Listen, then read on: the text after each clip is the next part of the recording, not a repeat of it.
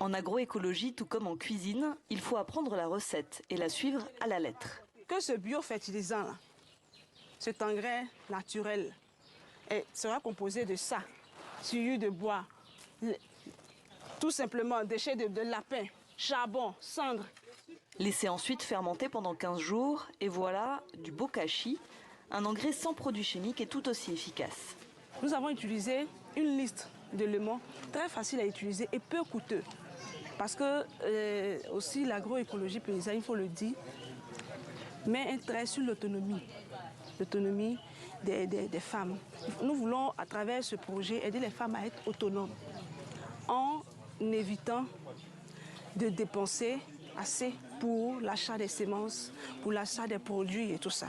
Elles sont une trentaine à suivre cette formation à Nyama, culture hors sol, biorépulsif ou encore gestion raisonnée de l'eau.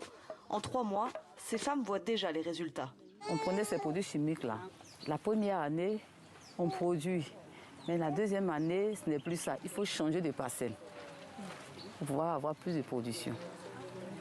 Avec ça, là, avec le bokashi, le bio hors sol, là, on peut faire ça tout moi-même à la maison, ça peut se faire. Vraiment, il y a une très grande différence. Il y a beaucoup d'hommes autour de nous qui ont été malades, qui sont morts même par rapport à ça. Aux pesticides, sont morts par rapport à ça. Donc vraiment, avec ce projet-là, ça nous donne encore le courage et puis la force de cultiver. À une centaine de kilomètres de là, au milieu des champs de palmiers à huile, Josiane Boyo a elle aussi adopté l'agroécologie depuis plus d'1 an. Quand j'ai mangé mes premiers maïs avec les dames ici, on s'est demandé est-ce que c'est le même goût?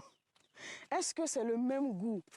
Est-ce qu'il n'y a pas quelque chose de changé dans ce que nous sommes en train de manger?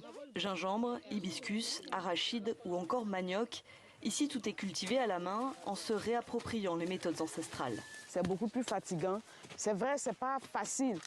Mais quand tu veux avoir une santé, si on pouvait acheter la santé, tout le monde allait le faire. Si on pouvait fuir la mort, tout le monde allait le faire. Mais il y a une autre façon de fuir la mort, c'est de manger tout ce qui est sain.